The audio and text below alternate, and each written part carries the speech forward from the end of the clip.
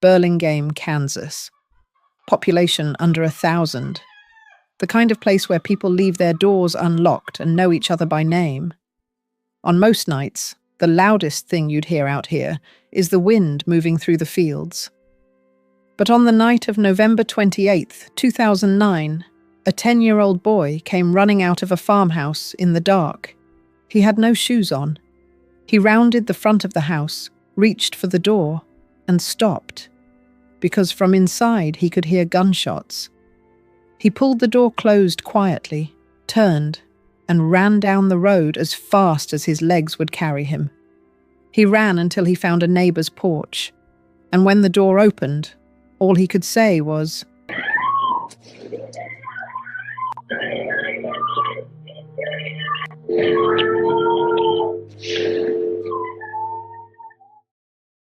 That boy's name was Sean, and the person inside that house, pulling the trigger, was his father. The biggest thing for me, and that I still have no answer for, is how a father can do that to his children. He literally had to chase one of his daughters through the house.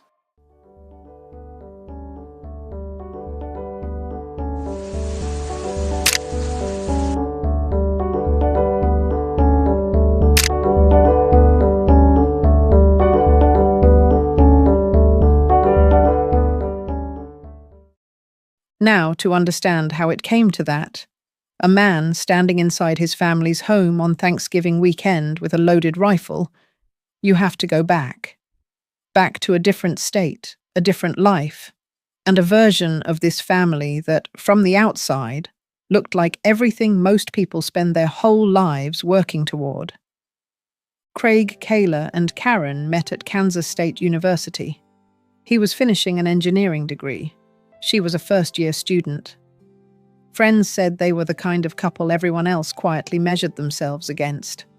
Ambitious, well-matched, and clearly going somewhere. They married, settled in Weatherford, Texas, and built a life that looked, from the outside, like everything. Craig became the city's director of public utilities, a 6-figure position that came with real authority and community respect. Karen trained as a personal trainer and built her own career at a local gym. Their eldest daughter, Emily, was attending the St. Louis College of Pharmacy.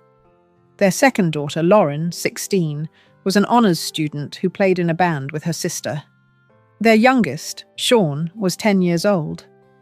Neighbors called them the All-American family, and they meant it. But the image a family shows its neighborhood and the reality inside its walls are not always the same thing. Behind closed doors, Craig had constructed a very specific kind of household. Karen was given an allowance and required to produce receipts for every purchase. Her time was monitored. Household tasks were timed. Every night, at a fixed hour, he expected sex, not as intimacy, but as a routine he had decided on. Karen told her sister Lynn that over the years, she had simply learned to manage it. She hid what things cost. She gave him what he wanted to avoid confrontation. She had gotten very good at keeping the peace, but keeping the peace is not the same as being okay. In early 2008, Karen made a decision. She joined a local gym during the hours the children were at school and Craig was at work. Something that was just hers. Something he had no say over. When Craig found out, he allowed it, on one condition. She had to be home on time to look after the children. Karen agreed. And for a while that arrangement held. What Craig did not understand was that Karen had not gone looking for an escape. She had gone looking for air. And once she found it, something shifted in her. She threw herself into the work. She trained hard, learned quickly, and was eventually hired as a fitness instructor. A completely different career path from anything she had imagined, but something she was genuinely excited about. For the first time in years, she had a schedule that was hers, colleagues who respected her, and a space Craig could not time or monitor or control. He had allowed it because he believed he was still in control of the outcome. He was wrong. It was at the gym that Karen met Sonny Reese, another personal trainer. The two became close quickly. They worked the same shifts, shared the same outlook, and before long, the friendship became something more. A romantic relationship developed. Karen's sister Lynn said later that by that point, Karen had been so worn down by years of managing Craig's demands that when she found someone who genuinely cared about her, someone who did not want to control her, the relationship simply fell into place. Karen knew she had to tell Craig the truth. What happened next surprised almost everyone who heard it. Craig did not get angry. He did not issue ultimatums. Instead, he reached out to Sonny directly. He sent her flowers. He messaged her. He proposed that the three of them could all be together. People who knew him said he saw it as an opportunity, a way to expand the arrangement he already had rather than lose control of it entirely. Karen and Sonny wanted nothing to do with that. When it became clear they were not interested, something changed in Craig. The affair was no longer something he could absorb or redirect. Karen had made a decision, a real one, that he could not veto or reframe. And for a man who had spent years ensuring that nothing in his household happened without his approval, that was not something he knew how to accept. So Craig did what he believed would solve the problem. In 2008, he accepted a new position, Director of Water and Light for the city of Columbia, Missouri. It was the highest paid role in the entire city. On paper, it was a career move. In reality, it was a calculation. Columbia was nearly 700 miles from Weatherford, nearly 700 miles from Sonny Reese. Craig moved ahead of the family to settle in. He was confident that with enough distance, the relationship would simply fade. Karen would come back to the life they had. Things would return to normal. They did not. Karen and Sonny maintained the relationship across the distance. Phone calls, emails, visits arranged halfway between the two cities. The affair did not end. It adapted. And Craig, who had uprooted his entire family and taken a new job specifically to stop it, found himself exactly where he started. Except now he was further from home, further from his community, and the situation was no longer a secret. New Year's Eve, 2008. The Kahlers attended a party back in Weatherford. Many of their neighbors were there. Sonny was there too. At various points during the evening, guests noticed Karen and Sonny together, and it was, by multiple accounts, glaringly obvious. What had once been a private matter was now visible to the entire community Craig had spent years building his reputation within. A confrontation broke out between Craig and Karen. It carried on after they left the party. Karen later told people that Craig shoved her hard enough that she hit her head on the pavement outside. Within days of returning to Columbia, Karen told Craig she was filing for divorce. She began the legal proceedings and moved into the spare room. Craig's response was immediate. He started calling Karen's family and friends, cycling between two very different messages depending on the day. One day he would ask them to convince her to reconsider. The next, he would tell them she was leaving him for another woman and trying to take everything he had. He was not processing the end of his marriage. He was campaigning against it. Sonny, meanwhile, contacted Craig directly and told him to leave Karen alone. The situation was no longer something Craig could manage quietly, and the harder he pushed, the clearer it became that Karen was not coming back. By January 2009, the divorce was officially filed. Karen and the children moved out of the house completely, and from that point forward, Craig's behavior began to change in ways that people around him could not ignore. In March, there was another physical confrontation. Craig was arrested. In her written statement to police, Karen was measured and precise. She described years of managing his behavior, learning what to hide, what to give, what to avoid, to keep things from escalating. but she told officers she believed it was going to escalate further. She wrote that she was afraid someone was going to be seriously hurt. She pressed charges. She and the children did not go back. After the arrest, Craig's focus at work collapsed entirely. Colleagues described a man who would bring in family photo albums and show them around the office, unprompted. He would leave without warning in the middle of the day. His manager later said that Craig's personal situation had compromised his ability to function in a way that was not likely to change. In September 2009, Craig was quietly asked to resign. He was given 2 months' salary and 1 month of severance. He moved back into his parents' home. He had no income. He had mounting legal fees. He owed Karen over $3,000 a month in court-ordered child support, and the divorce trial was not scheduled to begin until January. Then came the moment that seemed to break something in him entirely. Emily and Lauren, his own daughters, told him they accepted Sonny, that they were glad their mother was happy. Craig did not respond with hurt or disappointment. He responded with contempt. He told people his daughters had failed him. He referred to them in terms that were cold and dismissive, as though they were strangers who had chosen the wrong side of an argument rather than his own children expressing love for their mother. He cut off contact with them almost entirely while continuing to obsess over Karen. He began hacking into her email. He installed cameras in and around the house. He slashed her tires. He cut cables outside the property. Police were called to the house repeatedly.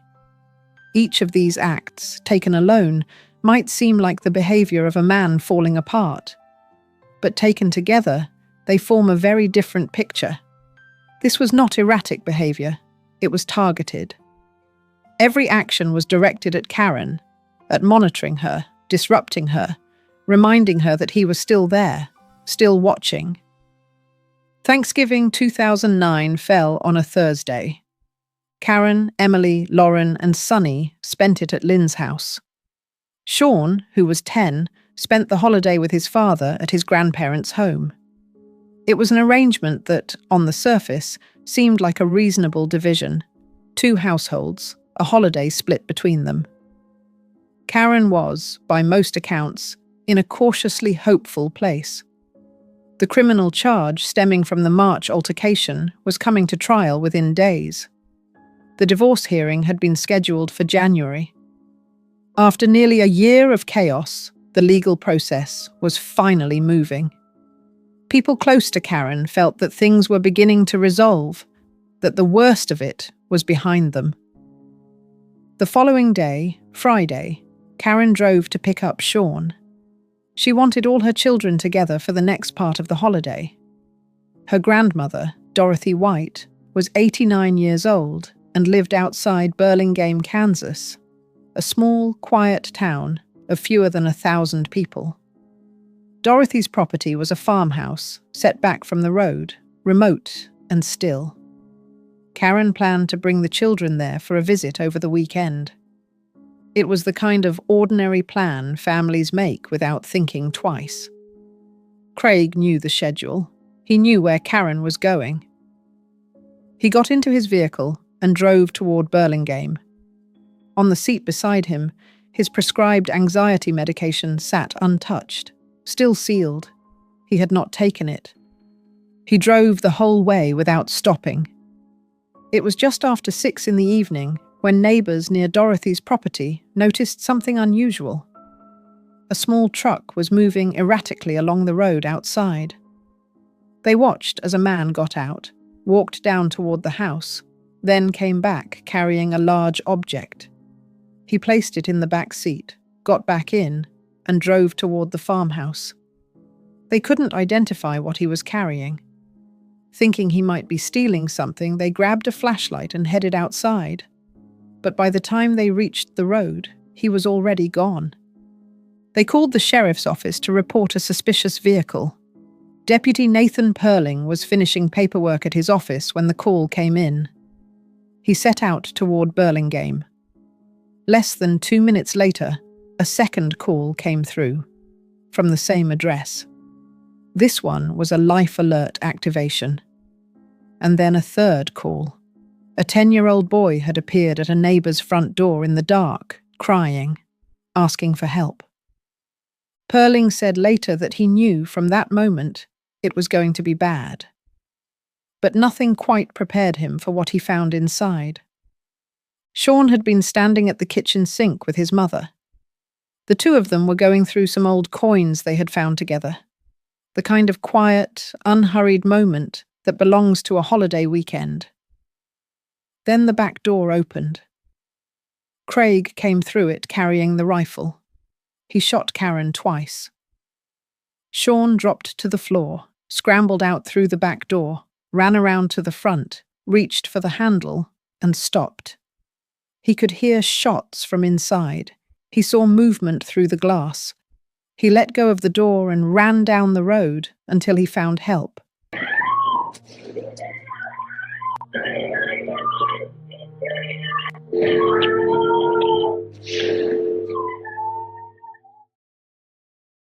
When Perling entered the farmhouse, the first person he found was Dorothy White. She was on the kitchen floor, shot multiple times, bleeding heavily. She was still alive, but barely. He moved further inside and found Karen in the dining room. She had been shot twice. She was already gone. In the living room, 18-year-old Emily was behind the couch. She had been shot twice. Investigators would later determine that the second shot had likely paralyzed her instantly. She had been trying to hide. She was gone too. Then, from somewhere above him, Perling heard a sound. Faint. A voice. He followed it upstairs. Lauren Kahler was 16 years old. She had been shot in an upstairs bedroom. She was alive. Perling stayed beside her, talking to her, until paramedics arrived. I don't want to die. Who did this to you? In those final lucid moments, Lauren told him what had happened. He asked her who had done this. She looked at him and said, "Craig." He asked her who Craig was. She said, "My dad." Dorothy was taken to hospital still fighting. Lauren was rushed out shortly after. Neither of them made it. Lauren was pronounced dead not long after arriving at the hospital. Dorothy held on for 3 more days before passing away on December 1st. 4 people were dead. A search was put out for Craig immediately. Tips came in through the night. The vehicle the neighbors had spotted was found abandoned on a remote road, a backpack and ammunition still inside. By the following morning, officers had located him on a deserted stretch of road south of Burlingame. It was around 7 in the morning. He was wandering on foot, disheveled and disoriented. When officers approached with their weapons drawn, he raised his hands without resistance. On him, they found a revolver, pocket knives, hundreds of dollars in cash, gloves, and a flashlight.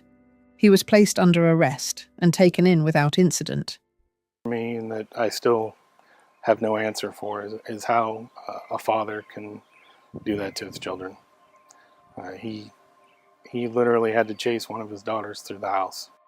Sheriff's Deputy Nathan Perling was first to arrive at one of the most horrific crimes Osage County has ever seen. Perling cautiously made his way inside to find Dorothy White, covered in blood and clinging to life.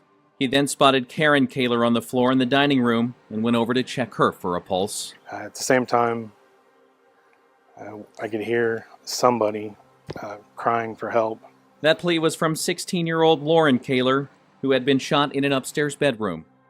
Perling would stay by Lauren's side until paramedics arrived. In her last words, the mortally wounded teen told Perling that it was her father that opened fire. Any area, nobody would expect your neighbors something like that to happen. It's just a sad situation. The sheriff had a gun on him and he had his hands in the air. At the station, Craig talked, not reluctantly and not in fragments. He was coherent, composed, and detailed. He spoke about the marriage, how it had begun, how it had changed. He spoke about the affair, about the New Year's Eve party, about the months that followed. Investigators noted that his reasoning was clear and his accounts were organized. This was not a man in the grip of confusion. He knew what he had done, and he was able to describe the events leading up to it without difficulty. What came through most clearly in those early conversations was the bitterness, particularly around his daughters. Craig told investigators that he had learned Emily and Lauren had not simply accepted Sonny. They had been traveling with Karen to visit her. They were part of it. In his mind, that was a betrayal of a different order. As you, I'm sure, can well understand. And I messed up. Obviously, it's the Sonny connection. I said, I'm just so happy. If there's something you wanted to try, just don't want to lose you in the process. Just be careful. Right. Just trying to be nice today. So what happened? It just became just a relationship. Craig was charged with 4 counts of capital murder and 1 count of aggravated burglary for entering Dorothy White's home unlawfully before carrying out the shootings. Bail was set at $10 million. He would not be going anywhere. The trial began in August 2011, nearly 2 years after the night in Burlingame. And from the outset, the central question was not whether Craig Kahler had pulled the trigger. That was not in dispute. The question was whether he was legally responsible for what he had done. His defense team argued that he was not. Psychiatrists testified that at the time of the murders, Craig was suffering from severe clinical depression, hallucinations, and a combination of personality disorders, obsessive-compulsive, narcissistic, and histrionic. His lawyers argued that he had not planned the killings in any meaningful sense, that after a year of loss and psychological deterioration, something had simply broken, that the man who drove to Burlingame that evening was not capable of rational premeditation. The prosecution dismantled that argument piece by piece. They pointed to the backpack, packed with supplies for days on the run. They pointed to the loaded rifle, carried from his parents' home across a long drive to a specific address. They pointed to the life alert system in Dorothy's home, which Craig would have known about, and which he had apparently accounted for by moving quickly. And then they pointed to Sean. Sean was 10 years old and standing less than a few feet from his mother when Craig came through that door. He was right there. And Craig did not shoot him. He let his son run. In the middle of everything that happened inside that farmhouse, Craig Kahler made a conscious decision about who lived and who did not. That, the prosecution argued, was not the behavior of a man without judgment. That was the behavior of a man making calculated choices. Kansas law worked against the defense in another significant way. In 1995, the state had abolished the traditional insanity defense. Under the statute that replaced it, a defendant could only be relieved of criminal responsibility if mental illness had prevented them from forming the intent to commit the crime, not simply from understanding that what they were doing was morally wrong. The distinction mattered enormously. Craig's team could not demonstrate that his mental state had prevented him from forming intent. The evidence pointed in precisely the opposite direction. Then the prosecution called their final witness. Sean Kahler was now 12 years old. He appeared in court via video link. People who were in that courtroom that day said later that they were not prepared for how composed he was. He was precise. He was steady. He described standing at the sink with his mother, going through the coins. He described hearing the back door open. He described seeing his father come through it with the rifle. He described dropping to the floor and running. He did not waver. The jury deliberated for 2 hours. They returned a unanimous verdict on all 4 counts of capital murder. Guilty. Sentencing came a week after the verdict. When the judge pronounced the death penalty, Craig Kahler did not flinch. He did not lower his head. Witnesses in the courtroom described a man who sat through the proceedings with an expression that, at times, looked almost like satisfaction. When he was finally escorted out of the courtroom, he turned toward the gallery where his parents were sitting and called out to them. Not with grief, not with apology, but with an instruction. He told them to take care of Sean and to make sure he was not raised by, in his words, a bunch of freaks. Those were the last words he spoke as a free man. Before the sentence was handed down, the court heard victim impact statements. Karen's mother spoke. She was a woman who had walked into that courtroom having lost her own mother, her daughter, and 2 granddaughters, 3 generations of her family, in the space of a single evening. She read her statement through to the end. Lynn spoke about her sister and her nieces, about the life Karen had been building, and the lives Emily and Lauren never got to finish. And then Sean's statement was read. He was 12 years old, and what he asked for, quietly, without drama, was that his father not be sentenced to death.